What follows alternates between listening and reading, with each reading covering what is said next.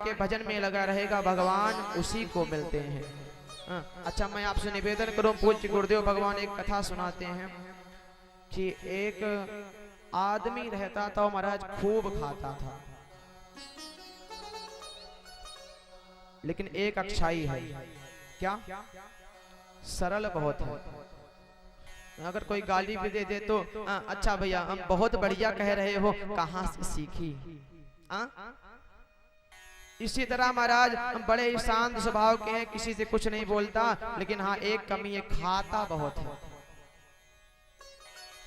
घर वाले परेशान हैं कि महाराज बहुत खाता है, कि एक हफ्ते में तो एक बोरा चावल ही लग जाता है।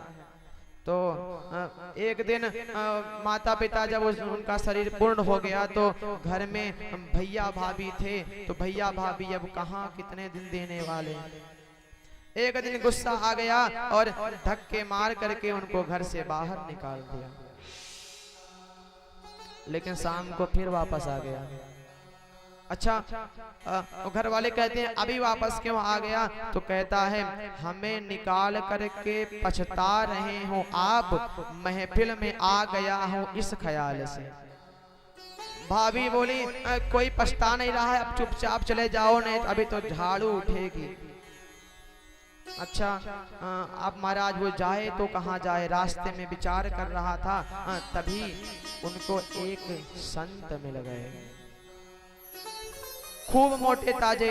और संत वो इसलिए नहीं जुड़ा कि भगवान का भजन करने जाना है, नहीं, बल्कि देखा कि संत खूब मोटे ताजे हैं, और तभी अंदर से आश्रम से शिष्य भी दो मोटे ताजे निकले चले आ रहे हैं। विचार किया यदि इनका शिष्य बन जाए तो वास्तव में खूब खाने को मिलेगा। पहुंच गया, गुरुजी हाँ हमें अपना शिष्य बना लो। अच्छा, कोई बात नहीं, आश्रम की बात है, बन जाओ शिष्य, उसमें क्या है। और महाराज दीक्षा ले ली और संत बन गया वो भी। पूछता गुरुजी हाँ आश्रम में कुछ काम है? नहीं, केवल खाओ और भजन करो, बस। हाँ, विचार किया, मन में कहता है यही तो हमें चाहिए, खूब खाएं भजन तो देखेंगे। हाँ, और महाराज आश्रम में गया तो गुरुजी कहते, गुरुजी से पूछा गुरुजी हाँ कितने समय भोजन मिलता है? गुरुजी कहते हैं एक दोपहर को 11 बजे पंगत बैठती है और एक शाम को 9 बजे। गुरुजी हाँ हमारा 2 टाइम में काम नहीं चल पाएगा, तो कम से कम हमें 2 पंगत और चाहिए। कोई बात नहीं, भगवान का भंडारा है, पाते रहो, क्या दिक्कत है। और महाराज वो 2 से नहीं 4 बार प्रसादी पाता, और कभी कभी तो खाते खाते वहीं पे सो जाता है। लेकिन महाराज इसी तरह जीवन यापन करने लगा। लेकिन जैसे ही कुछ दिन बीते तो सुबह उठा तो रसोई में गया तो देखा तो चूल्हे ठंडे पड़े हैं। गुरुजी के पास पहुंचा, गुरुजी हाँ आज कुछ बन नहीं रहा, आज चूल्हे में आग भी नहीं जल रही है। अरे हाँ हम तुमको बताना भूल गए, क्या? आज एकादशी है। ये क्या होती है? एकादशी, उस दिन सारे वैष्णव व्रत करते हैं, तो उस दिन आश्रम में कुछ बनता नहीं है। गुरुजी कुछ नहीं मिलेगा? नहीं आज कुछ नहीं। गुरुजी हमें भी नहीं? तो गुरुजी बोले नहीं। गुरुजी हमें भी नहीं? तो बोले गुरुजी तुम भी तो वैष्णव हो, क्या तुम्हारे लिए स्पेशल बना है? अच्छा, कहता है गुरुजी हाँ यदि आज हम व्रत रह गए, तो यदि हम आज एकादशी का व्रत रह गए तो हम द्वादशी तो देख ही नहीं पाएंगे। अच्छा तो हम महाराज हमें तो प्रसाद ही चाहिए। तो गुरुजी कहते हैं देखो बेटा, आश्रम में तो नहीं बनेगा, हाँ अयोध्या की बात है, सरजू नदी के किनारे चले जाओ और प्रेम से प्रसादी बना करके पा लेना। लेकिन हाँ एक बात का ध्यान रखना, क्या? भगवान को भोग लगा देना। महाराज सब कुछ लिया, सारी व्यवस्था ली, सरजू नदी के किनारे पहुंच गया और अब प्रसादी बनाई, 2-4 टिक्कड़ बनाए और बड़े प्रेम से सोचता है गुरु, तभी याद आ गया गुरु जी बोले हैं भोग लगाना है। अच्छा, हमने आपसे निवेदन किया था ना कि सरल व्यक्ति को क्या पता कि संसार की वास्तविकता क्या है, उनको लगा गुरुजी ने भोग लगाने के लिए कहा है तो निश्चित रूप से भगवान आकर के बगल में बैठ करके खाते होंगे। अब सोई बुलाता है भगवान को, क्या राजा राम आइए, प्रभु राम आइए, मेरे भोजन का भोग लगाइए। राजा राम आइए, मेरे राम आइए, मेरे भोजन का भोग लगाइए। राजा राम आइए, प्रभु राम आइए, मेरे भोजन का भोग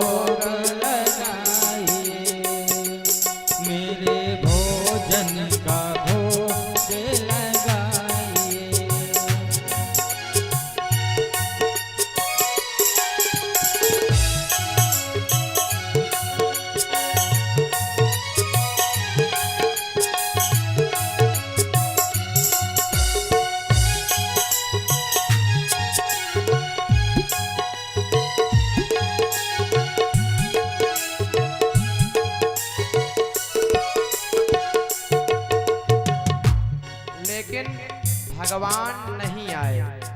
क्यों? अब भगवान को लगा ऐसे तो सभी बुलाते हैं तो कहां से आए। तो भगवान जब नहीं आए तो भक्त फिर से प्रार्थना करता है, क्या आज मनी अर्घान आरती यहाँ यही मेहमानी, आज मनी अर्घान आरती यहाँ यही मेहमानी। रूखी रोटी पाओ प्रभु जी, रूखी रोटी पाओ प्रभु जी, पियो नदी का पानी। राजा राम आए, प्रभु राम आए, मेरे भोजन का भोग लगाइए।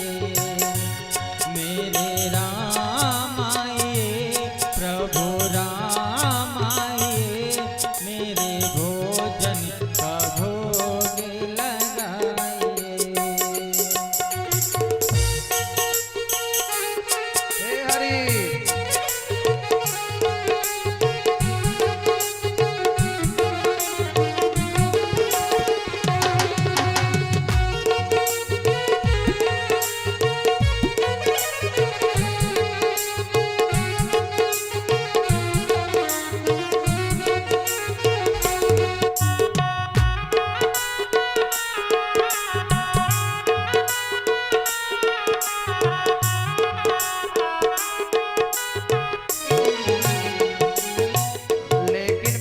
भगवान नहीं आए तो वो कहता है हम समझ गए आप क्यों नहीं आ रहे। क्यों?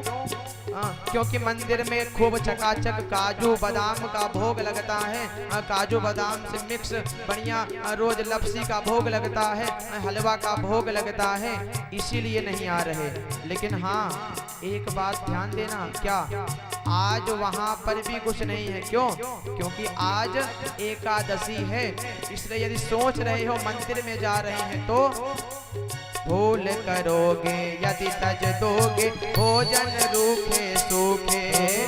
भूल करोगे यदि तज दोगे भोजन रूखे सूखे। एकादशी आज मंदिर में बैठे रहोगे भूखे। एकादशी आज मंदिर में बैठे रहोगे भूखे। राजा राम आइए, प्रभु राम आइए, मेरे भोजन का भोग लगाइए। राजा राम आए, प्रभु राम आए, मेरे भोजन का भोग लगाइए।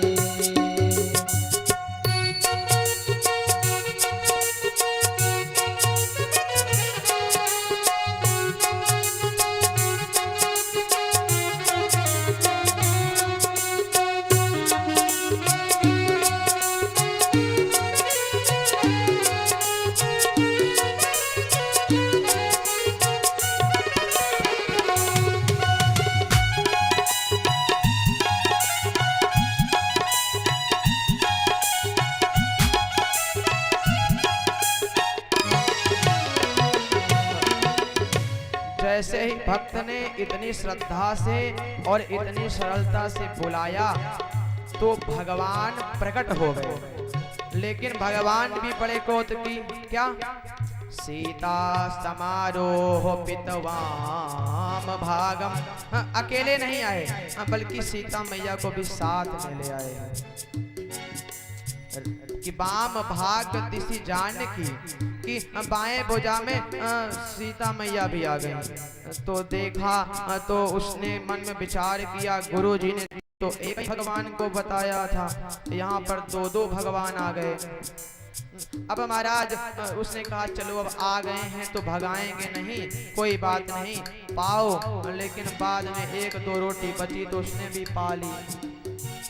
अब महाराज जब अगली एकादशी आई तो फिर गुरुजी के पास गया और कहता है गुरुजी हाँ आपने एक बताया था लेकिन वहां पर तो दुई दुई भगवान आते हैं, तो इस बार थोड़ा राशन बढ़वा दो। तो गुरुजी बोले हो सकता है अगली बार ज्यादा भूखा रहा हो, कोई बात नहीं, थोड़ा सा भंडारी से बोल करके भोजन राशन बढ़वा दिया। अब महाराज आज फिर गया और फिर टिक्कड़ बनाया और इस बार भगवान को फिर बुलाने लगा।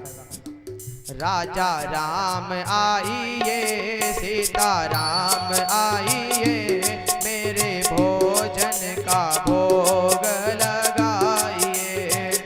राजा राम आइए, प्रभु राम आइए, मेरे भोजन का भोग लगाइए, मेरे भोजन का भोग लगाइए।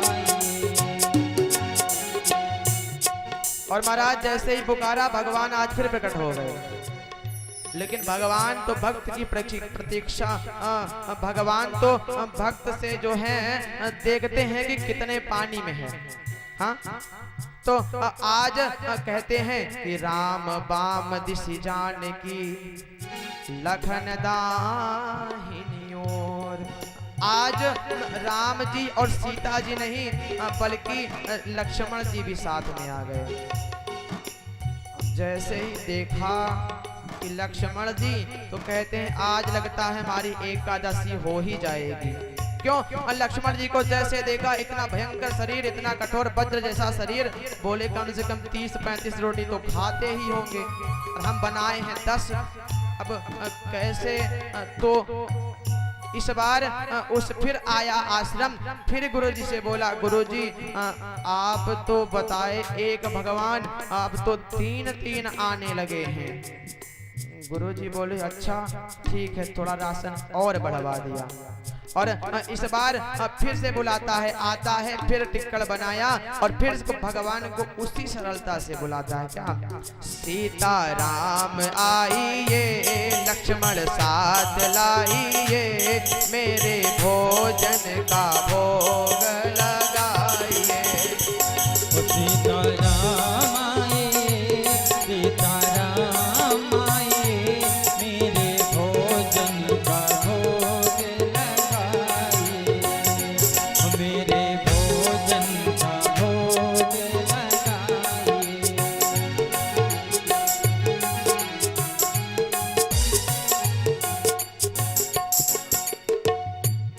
महाराज भगवान तो इस बार जैसे प्रतीक्षा ही कर रहे थे। सीताराम आइए और लक्ष्मण कह नहीं पाया कि भगवान प्रकट हो गए। और इस बार भगवान 3 लोग नहीं आए बल्कि पूरा राम दरबार प्रकट हो गया।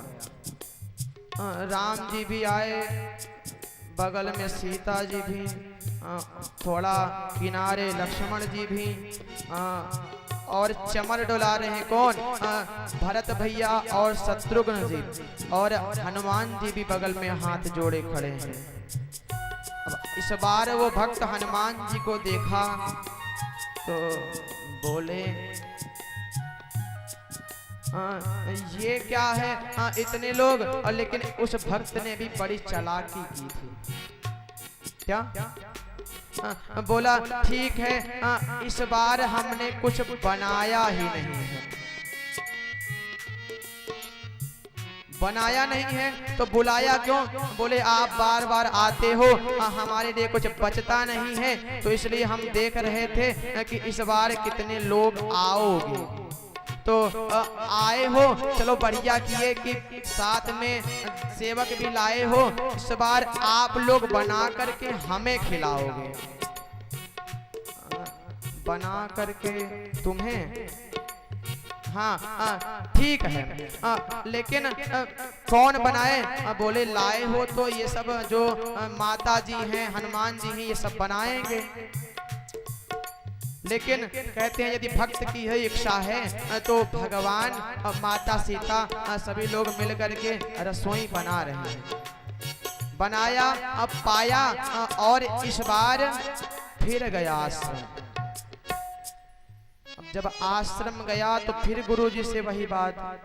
गुरुजी गिन रहा है उंगलियों में, राम जी, सीता जी, लक्ष्मण जी और 2 लोग, 3 और थे, भरत, क्या गुरुजी? हाँ, उनके साथ में और कौन रहते हैं? शत्रुघ्न जी और हनुमान जी। जी जी गुरुजी, बस बस वही। अच्छा, इस बार सब आए थे, और इस बार गुरुजी राशन जो है थोड़ा बढ़ा करके देना। गुरुजी को लगा ये रोज रोज प्रत्येक एकादशी को राशन बढ़वाता है, लगता है दुकान में बेचता होगा, क्योंकि इतना तो ये खा नहीं सकता। आज गुरुजी अपने शिष्य के साथ में राशन तो दिलवाया, लेकिन शिष्य के साथ उसके पीछे पीछे चल पड़े और एक वृक्ष की आड़ में खड़े होकर के अपने शिष्य को देख रहे थे कि कर क्या रहा है। लेकिन महाराज वो इस बार भी भोजन नहीं बनाया, केवल भगवान को बुलाने लगा। क्या? सीता राम आइए, राजा राम आइए, लक्ष्मण साथ लाइए, मेरे भोजन का भोग लगाइए।